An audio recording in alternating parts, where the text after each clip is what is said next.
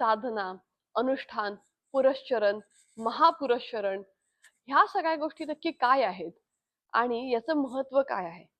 तर साधना जी आहे ना ती नेसेसरीली कुठल्या मंत्राचीच असावी असं काही नाहीये. तुम्ही कुठलेही मंत्र, स्तोत्र, स्तुती ही साधना जी आहे ती निरंतर तुमच्या आयुष्यभर चालू राहते. साधना म्हणजे काय की एखादी गोष्ट तुम्हाला साध्य करणे.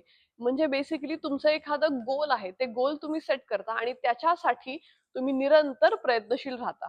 एक्झाम्पल द्यायचं झालं तर रामरक्षा ही तुम्ही अनेक वर्ष म्हणत आलेले आहात आणि अजून म्हणणार आहात. ही झाली तुमची रामरक्षेची साधना. तर अनुष्ठान म्हणजे संकल्प घेऊन विशिष्ट ठिकाणी, विशिष्ट वेळी आणि विशिष्ट संख्या असं सांगून तुम्ही ते जे मंत्र, स्तोत्र किंवा जे काही असेल ते तुम्ही वारंवार म्हणता. तर आता ह्याच एक्झाम्पलमध्ये जर बघायचं झालं तर मी असं समजा म्हणलं, की मी 11 दिवसामध्ये रामरक्षेचे 1100 पाठ करणार आहे. म्हणजे मी रोज 108 पाठ करणार. हे झालं माझं छोटं रामरक्षेचं अनुष्ठान. तर याच्यामध्ये माझी साधना खंडित होते का? तर नाही. माझी साधना ही निरंतर चालूच आहे आणि विदिन दॅट साधना मी एक छोटं अनुष्ठान करणार आहे. याला म्हणायचं अनुष्ठान. आता पुरस्चरण कधी म्हणायचं?